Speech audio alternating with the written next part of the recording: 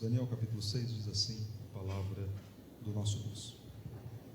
Pareceu bem a Dario constituir sobre o reino a 120 sátrapas que estivessem por todo o reino, e sobre eles 3 presidentes, dos quais Daniel era um, aos quais estes sátrapas dessem conta para que o rei não sofresse dano. Então, o mesmo Daniel se distinguiu destes presidentes e sátrapas, porque nele havia um espírito excelente, e o rei pensava em estabelecê-lo sobre todo o reino. Então, os presidentes e os sátrapas procuravam ocasião para acusar a Daniel a respeito do reino, mas não puderam achá-la, nem culpa alguma, porque ele era fiel, e não se achava nele nenhum erro, nem culpa. Disseram, pois, estes homens: nunca acharemos ocasião alguma para acusar este Daniel, se não a procurarmos contra ele na lei do seu Deus. Então, estes presidentes e sátrapas foram juntos ao rei e lhe disseram: ó rei Dario, vive eternamente. Todos os presidentes do reino e prefeitos e sátrapas, conselheiros e governadores concordaram que o rei estabeleça um decreto e faça firme o interdito que todo homem que por espaço de 30 dias fizer petição a qualquer outro Deus ou a qualquer homem, e não a ti, ó rei, seja lançado na cova dos leões.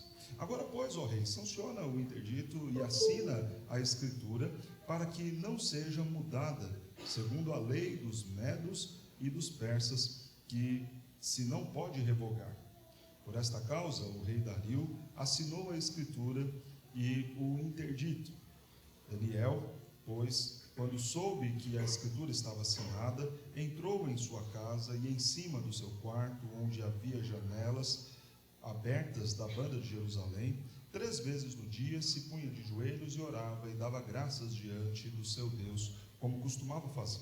Então aqueles homens foram juntos, e tendo achado a Daniel a orar e a suplicar diante do seu Deus, se apresentaram ao rei a respeito do interdito real e lhe disseram: não assinaste o interdito que, por espaço de 30 dias, todo homem que fizesse petição a qualquer Deus ou a qualquer homem, e não a ti, ó rei, fosse lançado na cova dos leões? Respondeu o rei e disse: esta palavra é certa, segundo a lei dos medos e dos persas, que se não pode revogar. Então responderam e disseram ao rei: esse Daniel, que é dos exilados de Judá, não faz caso de ti, ó rei, nem do interdito que assinastes. Antes, 3 vezes por dia, faz a sua oração. Tendo o rei ouvido estas coisas, ficou muito penalizado, e determinou consigo mesmo livrar a Daniel, e até ao pôr do sol se empenhou por salvá-lo. Então aqueles homens foram juntos ao rei e lhe disseram: sabe, ó rei, que é lei dos medos e dos persas, que nenhum interdito ou decreto que o rei sancione se pode mudar. Então o rei ordenou que trouxessem a Daniel e o lançassem na cova dos leões. Disse o rei a Daniel: o teu Deus, a quem tu constituíste serves, a quem tu continuamente serves, que ele te livre. Foi trazida uma pedra e posta sobre a boca da cova. Selou-a o rei com o seu próprio anel, e com os dedos seus e com os dos seus grandes, para que nada se mudasse a respeito de Daniel. Então o rei se dirigiu para o seu palácio, passou a noite em jejum e não deixou trazer à sua presença instrumentos de música, e fugiu dele o sono. Pela manhã, ao romper do dia, levantou-se o rei e foi com pressa à cova dos leões. Chegando-se ele à cova, chamou por Daniel com voz triste, e disse o rei a Daniel: Daniel, servo do Deus vivo, dar-se-ia caso que o teu Deus, a quem tu continuamente serves, tenha podido livrar-te dos leões? Então Daniel falou ao rei: ó rei, vive eternamente. O meu Deus enviou o seu anjo e fechou a boca aos leões, para que não me fizessem dano, porque foi achada em mim inocência diante dele. Também contra ti, ó rei, não cometi delito nenhum. Então o rei se alegrou sobremaneira e mandou tirar Daniel da cova. Assim foi tirado Daniel da cova, e nenhum dano se achou nele, porque crera no seu Deus. Ordenou o rei, e foram trazidos aqueles homens que tinham acusado Daniel, e foram lançados na cova dos leões, eles, seus filhos, suas mulheres, e ainda não tinham chegado ao fundo da cova, e já os leões se apoderaram deles, e lhes esmigalharam todos os ossos. Então o rei Dario escreveu aos povos, nações e homens de todas as línguas que habitam em toda a terra: paz vos seja multiplicada. Faço um decreto pelo qual, em todo o domínio do meu reino, os homens tremam e temam perante o Deus de Daniel, porque ele é o Deus vivo e que permanece para sempre, e o seu reino não será destruído, e o seu domínio não terá fim. Ele livra e salva, e faz sinais e maravilhas no céu e na terra. Foi ele quem livrou a Daniel do poder dos leões. Daniel, pois, prosperou no reinado de Dario e no reinado de Ciro, o persa. Essa é uma das histórias mais conhecidas deste livro, o livro de Daniel. O texto nos mostra Daniel aqui já sob o domínio do Império Persa. Significa que já haviam passado então 68 anos desde que Daniel estava na Babilônia. A Babilônia foi tomada, e isso é registrado no capítulo 5, pelos persas, e depois da arrogância do rei Belsazar, ele que literalmente se distraiu em momento de guerra e teve o seu reino tomado, o reino, o Império Medo-Persa, assume na figura de dois grandes líderes que vão se unir contra a Babilônia e tomar o poder: rei Ciro e rei Dario. Esses dois agora dominam tudo aquilo que antes pertencia à Babilônia. Entre estes dos povos dominados está Daniel. Daniel, que havia sido levado cativo para a Babilônia, agora está sob o domínio dos medo-persas. Pois bem, agora já no império, já sobre o governo de Dario, Dario tem uma ideia: eu vou constituir lideranças dentro do meu império, dentro do meu reino. A preocupação de Dario era com a corrupção, era uma preocupação com que o dinheiro se desviasse, se perdesse. Se você observar aqui no verso de número 2, a expressão para que o rei não sofresse dano. Com medo então de ter prejuízos na arrecadação dos tributos e dos impostos, Dario tem uma ideia: eu vou constituir então em cada uma das vilas, em cada um dos povos que eu conquistar, um representante meu. Esses são chamados sátrapas, que significam protetores do poder. Esse nome feio então tem este significado: protetores do poder. Eles protegem e defendem os interesses daqueles que estão no poder, no caso do rei Dario e do seu império. E para cada então grupo desses sátrapas foi constituído também um governador maior, um presidente, 3 deles. Entre os 3 presidentes estaria a figura de Daniel. Então, se você for imaginar todo o reino da Pérsia, com muitas nações que haviam sido conquistadas, para não se perder o controle, regentes, protetores em cada uma das províncias, e a cada grupo, grande grupo de províncias reunidas, tinha-se então um presidente responsável pelo controle de todas elas. O texto diz que Daniel se destacou de todos eles. Entre todos esses que lideravam, que protegiam, que de alguma forma exerciam a sua função de liderança no Império Persa, Daniel se destacou, a ponto do rei considerar o seguinte: talvez seja melhor eu tirar todos eles e deixar só Daniel, e Daniel cuida e resolve tudo sozinho. Isso gerou grande inveja por parte dos demais que estavam ao lado de Daniel, na liderança dos interesses da Pérsia. Então eles procuraram algo para acusar Daniel, algo para de repente tirar a credibilidade de Daniel, e nada encontraram. Tiveram uma ideia: se nós colocarmos o Deus de Daniel, a religiosidade de Daniel contra ele, então nós vamos obter êxito. Observe que o texto diz que se juntaram todos: governadores, conselheiros, os sátrapas, os prefeitos, ou seja, todo tipo de liderança na Babilônia estava com inveja, enciumados com Daniel. Todos se juntam e vão ali diante do rei. Uma ideia brilhante: vão bajular o rei. É como se eles estivessem falando: rei, você é um rei tão poderoso, você é um rei tão forte, um rei tão distinto dos demais, faz o seguinte, cria uma lei aí para que no período de 30 dias só dirijam as orações a você. É interessante que quando nós olhamos o livro de Daniel, esse foi o desejo de Nabucodonosor. Nabucodonosor lá atrás se viu como um Deus que merecia a adoração, que merecia a reverência. Depois nós vimos isso também em Belsazar, aquele que vai substituir Nabucodonosor, uma arrogância tal e um desejo tal de se ver como grande, mas parece que com Dario é diferente.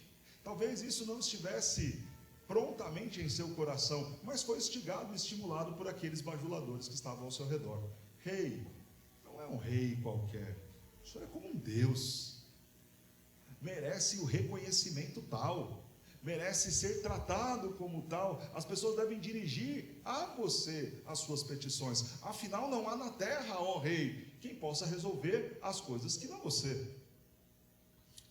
O rei vaidoso, como todos nós somos, principalmente diante de bajuladores, olhou aquilo e falou, poxa, talvez eu seja tudo isso mesmo, talvez eu seja digno de toda essa honra.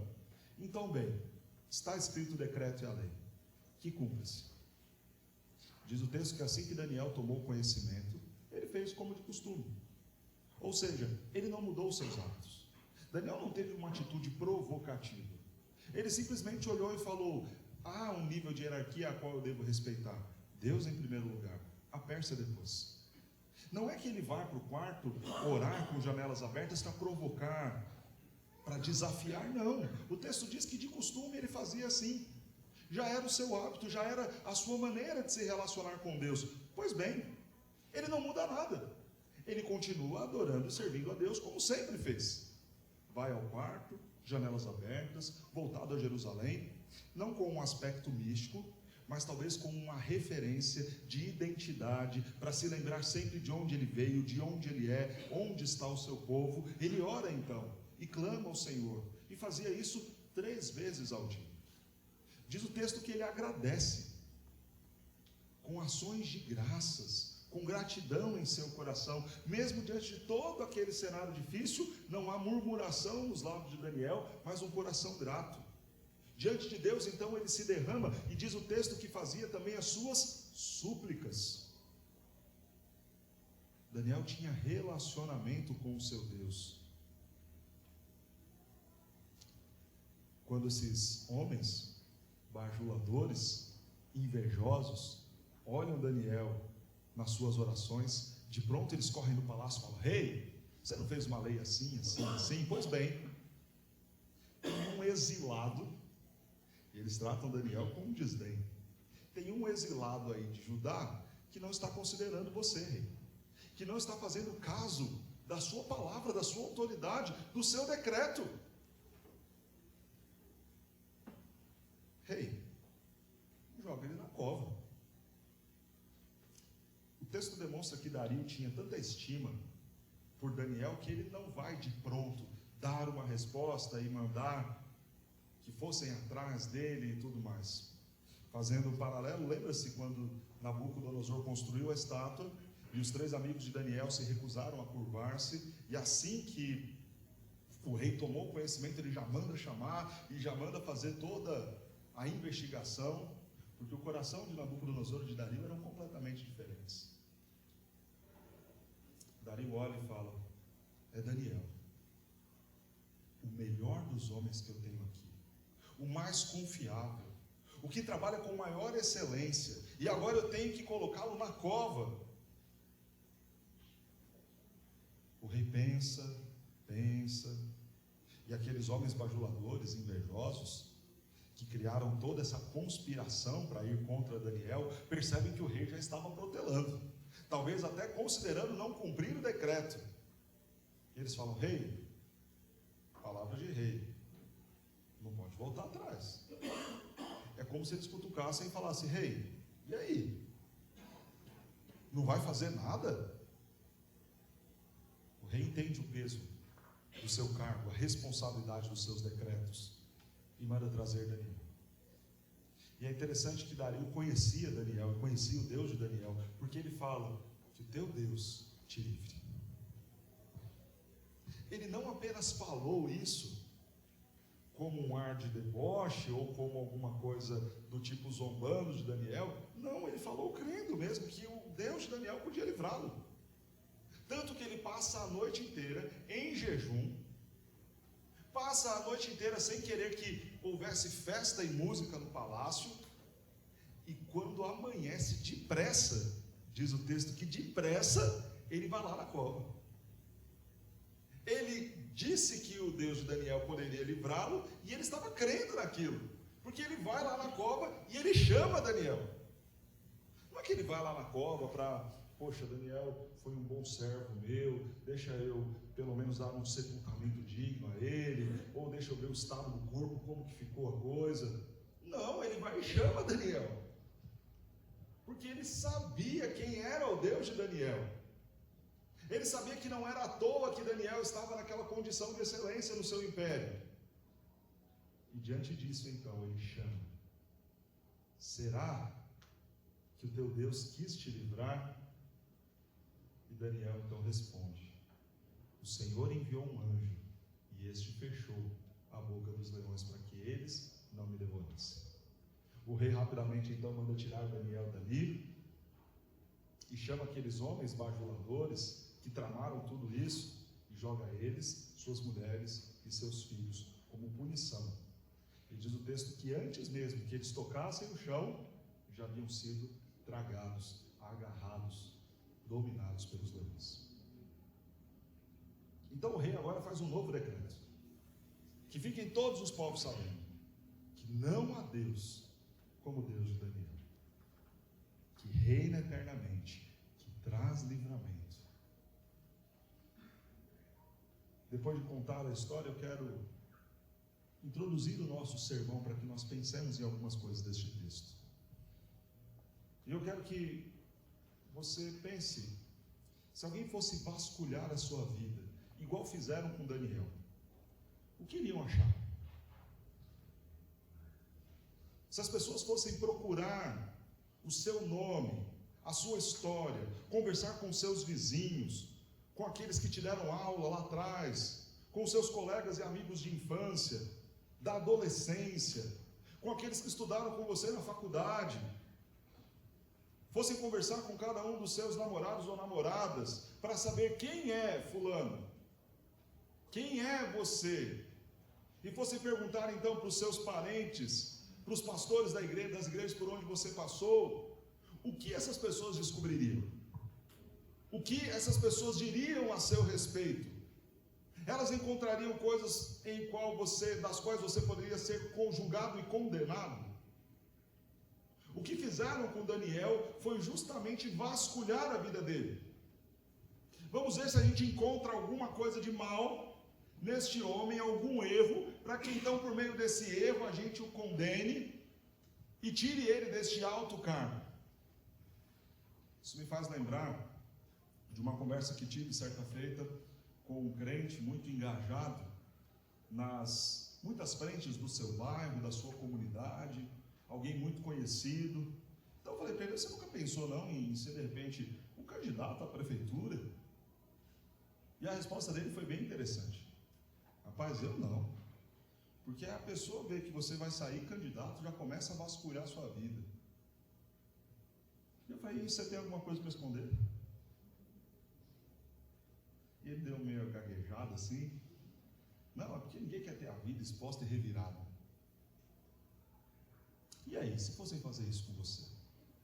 Se por acaso você deixasse o seu celular aqui no banco da igreja, desbloqueado, sem aberto, as redes sociais, todas elas, à vontade, para que todo mundo pudesse ver, teria algum problema? Se de repente nessa ideia de mudar som, mudar equipamento, sem querer pegou um sinal do seu celular e aqui atrás começou a aparecer a projeção das suas últimas conversas, dos seus últimos vídeos visualizados, dos últimos sites acessados, será que isso traria algum problema para você? A proposta do sermão nesta noite, o nosso tema: ser fiel até a morte.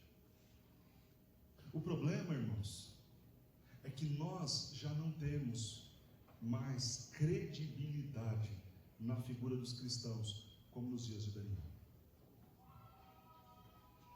Antigamente se falava então com muita tranquilidade: vamos contratar alguém, fulano é evangélico. E isso já era uma boa recomendação.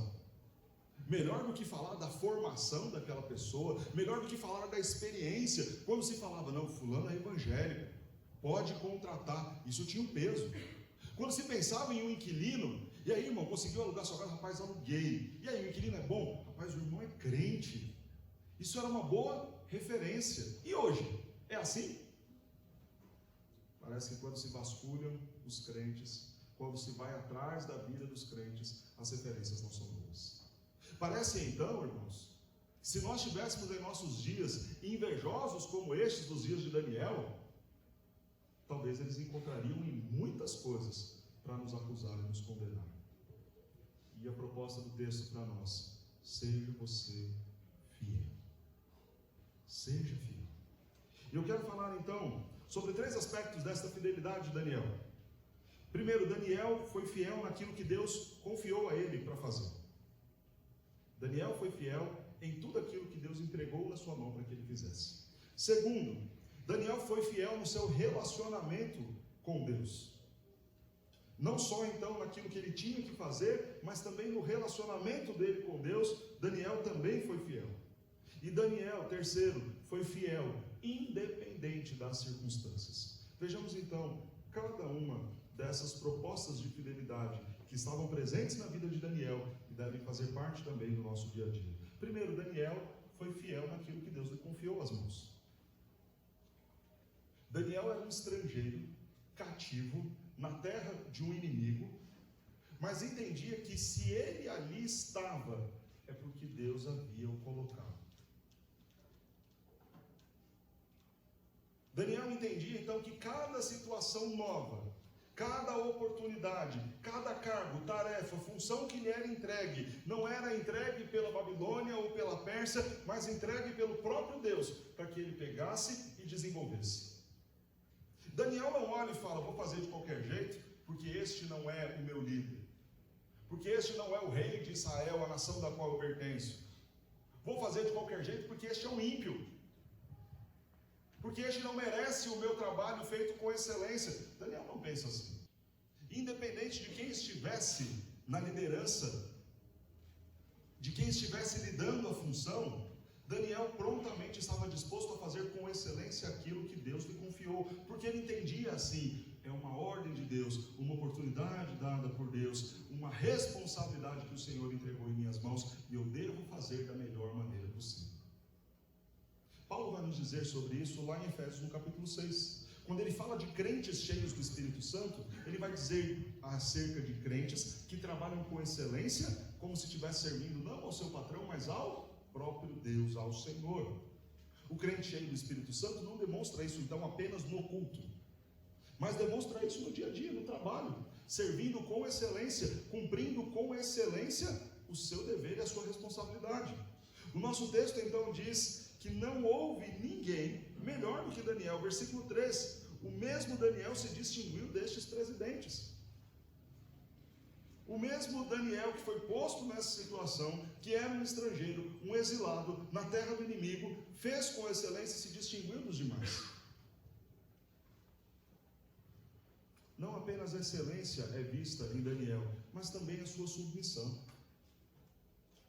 Não importa se é um ímpio, se ele é a autoridade instituída por Deus sobre a minha vida, eu devo a ele respeito.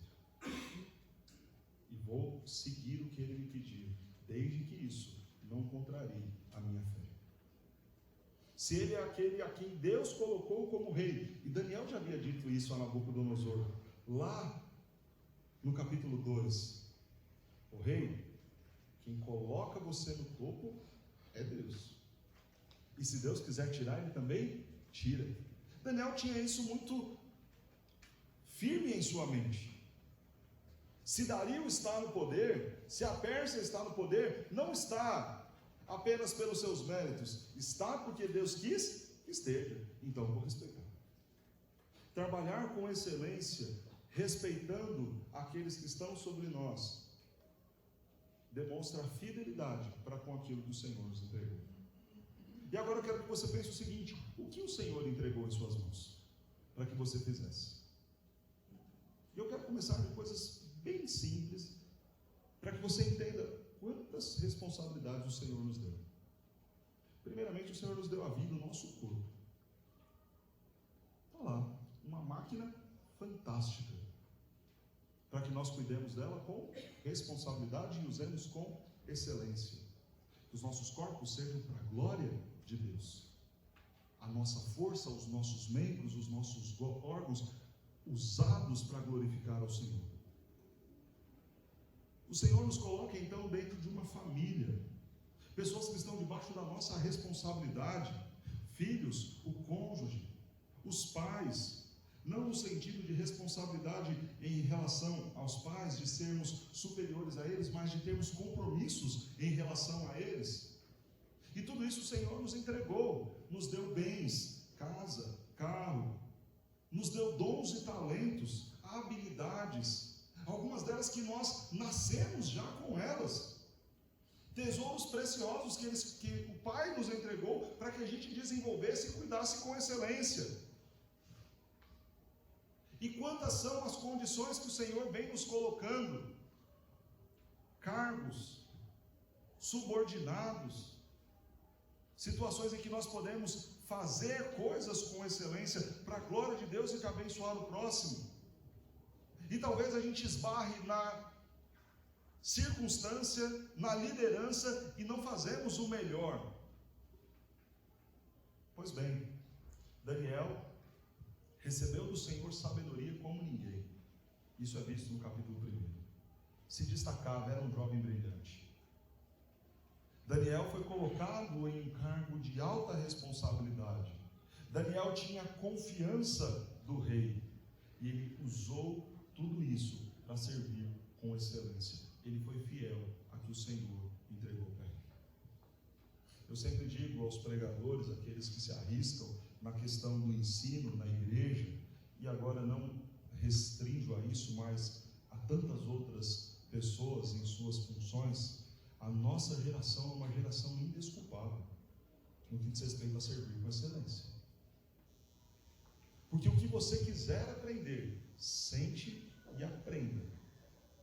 Livros aos montes, tutoriais na internet, palestras aos montes, congressos aqui e ali sobre tudo quanto que é tipo de assunto aos milhares, cursos gratuitos para você clicar e aprender coisas demais.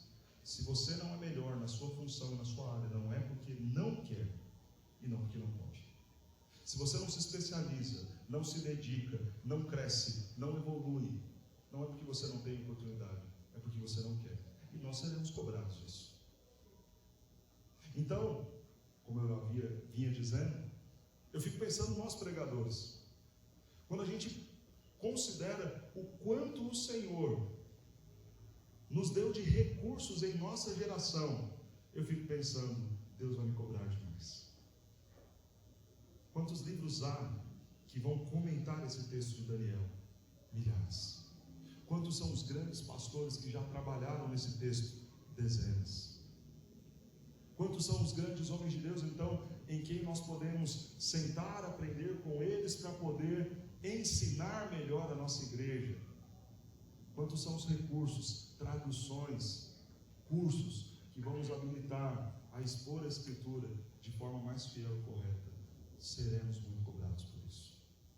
Aos músicos, lembro na minha infância, quando a gente ia tocar na igreja, primeiro, nenhum instrumento tinha afinador. Tinha que afinar no ouvido. Então, de repente, tocar com o violão um pouco desafinado fazia parte. Nem sempre você conseguia chegar lá. Às vezes estava cansado, o ouvido não funcionava, não dava afinação. Hoje qualquer violão tem afinador, que recurso excelente. A gente ia tocar uma música, tinha que entrar lá na internet. Entrar na internet não, tinha que colocar lá o rec, o play, e ficar lá, play, pausa, para ouvir o acorde, ouvia, tirava, para chegar no domingo e tocar. Agora não, tem o Cifra Clube, você vai lá, clica, acessa, já toca. E aí no Cifra Clube já tem um vídeo do lado, o cara mostrando como que você toca. Não é só cifra, ele já mostra para você como toca e te dá dicas de como fazer aquilo com excelência. Aí você vem e faz qualquer coisa de qualquer jeito. Nós seremos cobrados por não fazer e entregar o melhor ao nosso Deus.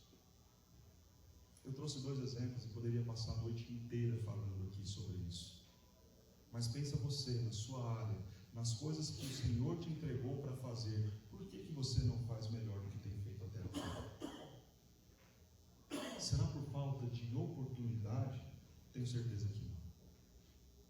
Talvez muito mais por falta de responsabilidade e fidelidade, não à empresa, não ao conselho de classe da minha profissão, mas por falta de responsabilidade com Deus, que me colocou em situações e me deu ocasiões para eu servir com excelência, para a glória dele e em benefício do próprio. Eu quero falar sobre os benefícios desta fidelidade com aquilo que Deus nos confia. O primeiro benefício é que nós nos tornamos irrepreensíveis. No motto da SAF, o grupo de mulheres da nossa igreja, diz assim: sejamos verdadeiras auxiliadoras, incansáveis na luta, irrepreensíveis na conduta. E eu sempre fico pensando e admirando você recitar isso, ser alguém irrepreensível na sua conduta. Quando você faz as coisas com excelência, você se torna irrepreensível, porque você se dedicou, se empenhou, foi buscar, aprender, é crítico, é criterioso, busca o tempo todo fazer melhor, busca o tempo todo se aperfeiçoar naquilo. Você chega a um ponto de não ter de quem sofrer repreensão. Esse é o estado de Daniel. Puxa, vamos ver alguma coisa para a gente pegar esse cara. Não tem. Não tinha um erro, não tinha um processo sendo mal feito, não tinha uma coisa sendo displicente em suas funções. Ele era irrepreensível. É o benefício quando nós fazemos as coisas com excelência para a glória de Deus, quando nós somos fiéis às coisas que o Senhor nos deu as mãos para fazermos. O segundo benefício, quando somos fiéis naquilo que o Senhor nos confiou a fazer, nós chegamos em lugares mais altos. Quando nós lemos o texto de Provérbios, capítulo 22, falando sobre esta condição de trabalho, o sábio diz o seguinte: aplica-te em fazer o melhor, então servirás nos palácios. O que o autor de Provérbios está dizendo é o seguinte: quando você se aplica naquilo que você faz, você não fica servindo em qualquer lugar, você serve dentro dos palácios, porque você se dedicou a ser o melhor na sua função, na sua profissão. Você se dedicou a ser o melhor pai, o melhor esposo, o melhor cristão dentro da sua igreja. Então, rapidamente e naturalmente, sem bajulação, sem puxar o tapete de ninguém, você é colocado em situações de destaque. Não que nós busquemos cargos ou reconhecimento, mas isso é algo natural. Algo que eu sempre digo às pessoas, quando nós vemos grandes líderes, grandes empresários, grandes pastores, grandes políticos, por que não? Todos eles são excelentes naquilo que fazem. Por mais que alguns não façam para o benefício do próximo e para a glória de Deus, façam com interesses pessoais. Mas ninguém chega longe e vai alto se não for dedicado, empenhado e excelente na sua função. Esse é um benefício de você fazer com responsabilidade e fidelidade aquilo que o Senhor colocou em suas mãos. Terceiro benefício, e penso eu que este seja o mais necessário talvez para os nossos dias, a credibilidade. Ninguém achou nada, nenhum defeito em Daniel. Então, quando o rei considerou ter alguém sobre todo o reino, quem que ele pensou? Daniel. Credibilidade. Fala aí, rei. 3 pessoas que você colocaria para cuidar das províncias. Primeiro, Daniel. Está na minha lista. Fala aí, rei. 3 pessoas para cuidar das finanças do Império Persa. Põe o nome de Daniel. Fala aí, rei. Pessoas para te aconselhar. Considera Daniel. Daniel tinha credibilidade. E credibilidade é algo precioso para nós, irmãos. Irmãos, nós temos que ter mais zelo e cuidado com a nossa reputação. Os crentes estão vivendo de forma relaxada. Isso não agrada a Deus, porque nós estamos levando o nome de Cristo. Quando alguém nos critica, quando alguém encontra em nós muitas coisas a apontar, nós que nos comprometemos a refletir o caráter de Cristo em nós, estamos envergonhando a causa do Evangelho, estamos envergonhando o nome daquele a quem e com quem nós deveríamos ser parecidos. Veja o peso que tem sobre nós quando nós usamos a denominação cristão. Quando alguém vira e fala, você é cristão, para te identificar, a pessoa recorreu ao seu Cristo, ao seu mestre. Então o seu CPF tem que estar limpo, o seu aluguel tem que estar pago, as suas contas têm que estar todas em dia. Quando você erra, você tem que virar para a pessoa e falar perdão. A sua conduta do seu condomínio tem que ser excelente, irrepreensível, respeitando a vaga, respeitando os horários, respeitando as regras da lixeira, do salão de festa, porque você carrega o nome de Cristo na sua identificação. Então essa coisa de viver aqui no domingo, erguendo a mão, adorando a Deus, e depois o resto tudo de qualquer jeito, não condiz com a vida cristã. O Senhor nos coloca em locais, situações, para nós servirmos a Ele com excelência. Façamos como Daniel, integridade, independente das circunstâncias. E irmãos, se nós compararmos com o caso de Daniel, a gente já sai perdendo. Porque Daniel estava na terra do inimigo. Ele poderia virar e falar, eu faço relaxado aqui. Mas por que, Daniel, você faz desse jeito? O Império Persa, eu sou hebreu, eu sou de Israel. Se fosse o meu rei lá em Israel, eu ia servir com excelência. Se fosse o meu rei Davi, aí eu ia servir com excelência. Mas Daniel não considera isso. Nós temos que lutar por maior credibilidade.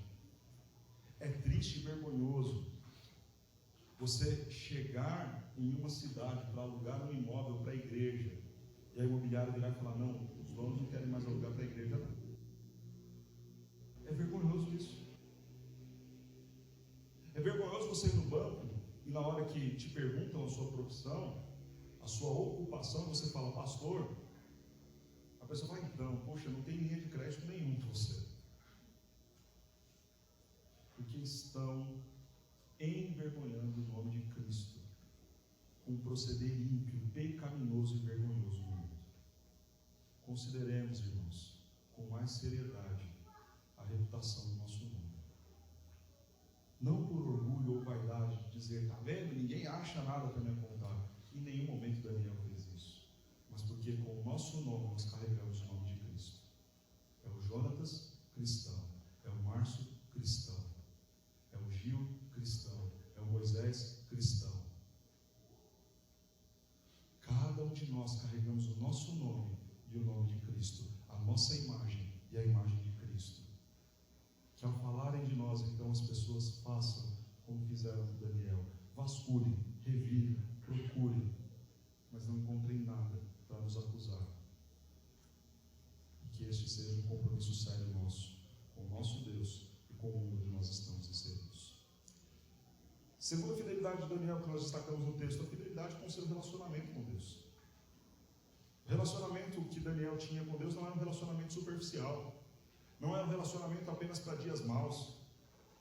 Não era um relacionamento apenas para aquele momento que a coisa não estava caminhando nada bem, que vem uma angústia, um desespero, então ele fala, vou buscar a Deus. Não. Daniel foi para o quarto orar como de costume. Como fazia 3 vezes ao dia. Como sempre fez. E algumas coisas me chamam a atenção aqui nesse ponto. Primeiro, a constância. Disciplina. Regrado, 3 vezes ao dia, todos os dias, ele fazia aquilo. Então a gente propõe fazer algumas coisas no nosso relacionamento com Deus e não cumpre. Não, esse ano, pastor, vou em toda a escola dominical, vai em 3. Pastor, esse ano eu vou dar o dízimo certinho, Deus tem me abençoado, tudo é dele, eu já entendi, é para a glória do Senhor. Primeira oportunidade que a gente tem para fazer tudo do nosso interesse e deixar de honrar ao Senhor com aquilo que Ele nos pede na Escritura, a gente faz de pronto. pastor, esse ano eu vou ler a Bíblia inteira. Nunca saiu do Pentateuco. Pastor, eu vou orar 3 vezes ao dia. Mal hora antes das refeições. Nós precisamos ter disciplina no nosso relacionamento com Deus. Constância. Porque quando nós olhamos a Escritura, quando nós olhamos a oração, quando nós vemos a igreja, tudo isso, irmãos, é meio de graça que o Senhor nos entrega. Então a igreja para mim é um meio de graça, onde aqui eu serei ensinado, advertido. Então é o Senhor falando: olha, eu quero abençoar, eu quero ajudar, eu quero fazer com que a vida cristã de vocês seja melhor. Tem a igreja, tem a Escritura, tem a oração. Eu quero consolar vocês, então eu estou deixando a minha palavra, o meu Espírito Consolador. Eu quero ouvir vocês, então eu estou deixando a oração. Orem, mas nos falta constância, disciplina naquilo que a gente se propõe fazer no nosso relacionamento com Deus. Segunda coisa que me chama a atenção nesse relacionamento com Deus, na qual Daniel era fiel: prioridades. Daniel era alguém desocupado, com pouco trabalho. Eu imagino a vida louca de Daniel em relação à agenda, principalmente no mundo que ele vivia, sem nenhum tipo das tecnologias que a gente tem hoje. Imagina então que você tem que cuidar de uma província que está lá talvez a 100 quilômetros. Eu estou chutando muito baixo, porque o Império Persa era gigante. Hoje talvez você fazia lá uma reunião via Skype. Não, pronto, então eu vou reunir aqui todos os sátrapas da minha região, vamos criar um grupo no WhatsApp e compartilhar quais são as dificuldades do palácio, e a gente rapidamente resolve tudo. Daniel não tinha isso. Puxa, eu preciso saber o que está acontecendo naquela província que fica a 1000 quilômetros daqui. Tinha que pegar, tinha que ir, chegar no lugar, encontrar um camarada. Não era uma agenda fácil, mas todos os dias ele cumpria a sua rotina, a sua agenda disciplinada de tempo com Deus, de relacionamento com Deus. A gente está falando de alguém desocupado, de alguém ocioso, estamos falando de alguém que tem muitas ocupações. Qual é o nome para isso? Prioridade.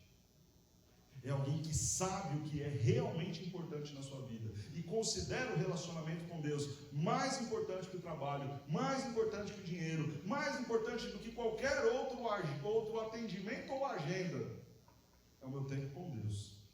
Então, dentro da minha lista de prioridades, essa é uma delas que eu vou considerar. Constância, prioridade, dependência. Daniel estava muito seguro e muito tranquilo. Há um problema, há uma situação, minha vida corre perigo. Eu sei a quem recorrer. Eu dependo de Deus e descanso em Deus. Eu me abrigo e me refugio nele, tendo a certeza e convicção de que Ele cuidará de mim. Quais são os benefícios desta nossa fidelidade no relacionamento com Deus? Primeiro, há contentamento. Daniel já está com a idade avançada, Daniel está em território inimigo, Daniel tem muito trabalho, poderia ser alguém que ia ficar reclamando o tempo todo. Mas diz o texto que nas suas orações o que ele fazia? Súplica e ações de graça. Gratidão estava nos seus lábios, e não reclamação, murmuração. O benefício do relacionamento com Deus é que ele gera em nossos corações contentamento. Então, um crente que fica o tempo todo reclamando, pode ter certeza, é alguém que não tem relacionamento com Deus. Porque quando nós nos relacionamos com Deus, Ele nos ensina a ver as situações adversas da vida com outro olhar. Agora, se tudo para você é problema, tudo é motivo de reclamação, tudo é motivo de choro, de raiva, de estresse, de dor de cabeça, e é psicólogo para cá, psicólogo para lá, e vai aqui, vai ali, não sei mais o que fazer, pastor, estou estourando. Irmão, falta relacionamento com Deus. Que quando a gente se relaciona com Deus, Ele traz paz em meio à confusão. Imagina esse camarada ouvindo todo o burburinho ali no palácio, e ele sabia, irmãos, que não se tratava de uma lei qualquer. Ele sabia que tudo aquilo fazia parte de uma conspiração contra ele. Ele era um homem sábio, era um homem da autarquia, que olhava os seus demais colegas ali e imaginava: olha, esses camaradas não me querem bem.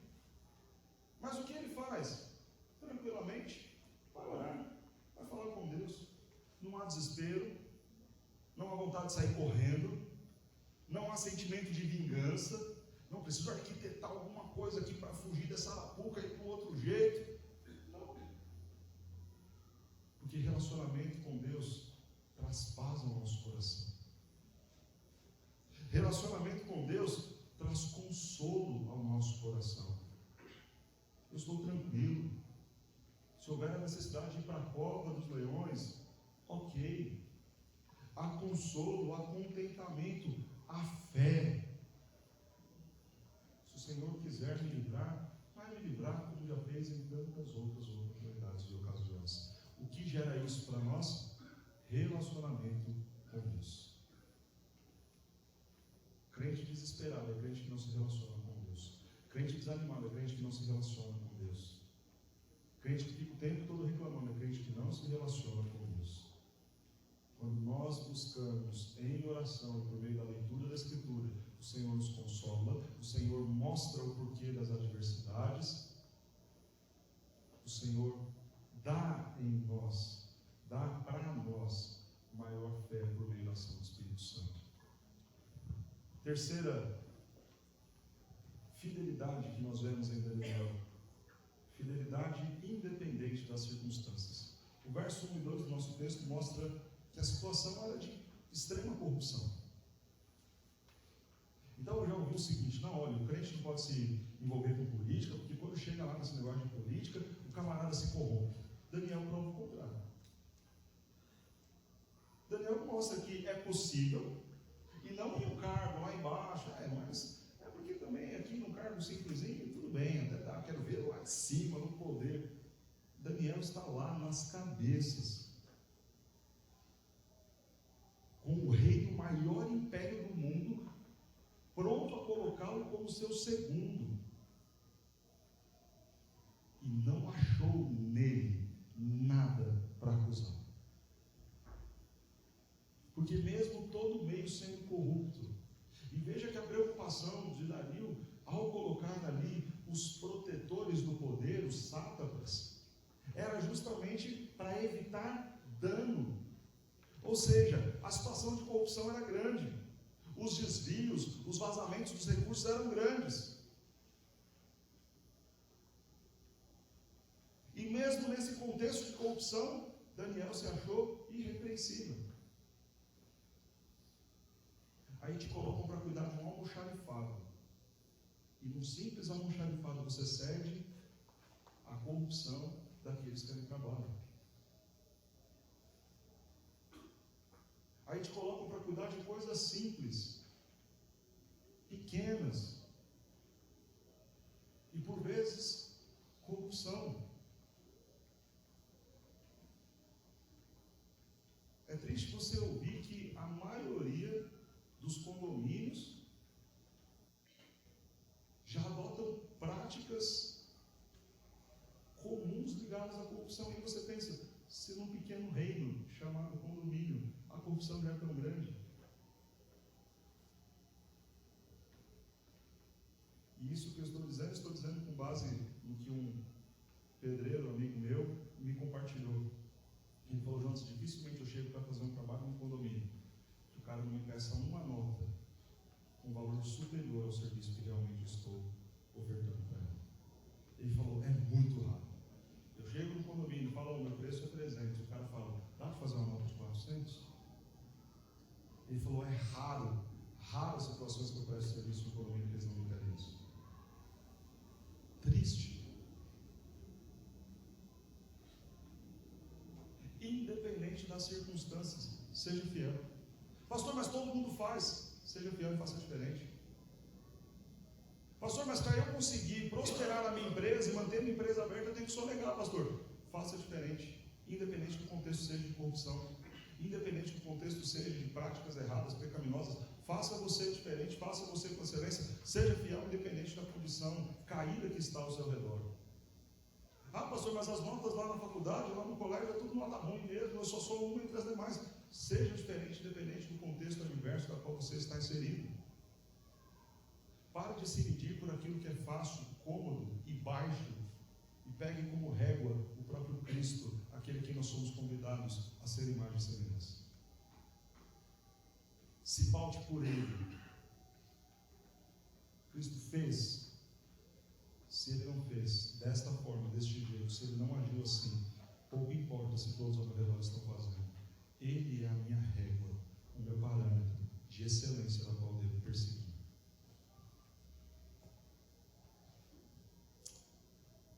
A circunstância não era apenas só de corrupção, mas de inimigos conspirando contra ele. Então, às vezes, a gente toma atitudes erradas, porque temos no nosso encalço pessoas que estão fazendo a nossa caveira, estão trabalhando contra a gente. E a gente usa isso como justificativo. Ah, pastor, mas eu tinha que fazer alguma coisa, senão eles iam me engolir. Eu tinha que revidar de algum jeito. Seja fiel, independente das circunstâncias. Independente se a circunstância é corrupta, independente se a circunstância seja de inimigos batendo na sua porta. Faça o que é certo, agrade ao Senhor. Fazendo coro ao tema do nosso sermão, é o texto de Apocalipse que foi lido. Seja fiel, mesmo se a circunstância for a morte. Seja fiel até a morte. Daniel sabia que ele podia morrer, mas ainda assim, independente da circunstância, foi fiel. Quais são os benefícios de sermos fiéis a Deus, independente das circunstâncias? Primeiro, livramento. Ele nos livra das circunstâncias adversas. Ele está conosco, Ele nos protege, Ele nos abençoa. Segundo, a glória de Deus. Observe que a conclusão de toda essa narrativa é o rei adorando e glorificando a Deus. Vale a pena sermos fiéis mesmo no mundo caído, porque o nome de Deus será exaltado e glorificado. Pouco importa você se dar bem no condomínio, na empresa, nas notas, e o nome de Cristo ser desonrado. Não há valor nisso, nessa vitória. Não há valor na conquista de um diploma se ele veio com um monte de práticas erradas na faculdade. Não há valor na promoção de um cargo se para chegar lá você teve que pisar em cima de um monte de gente.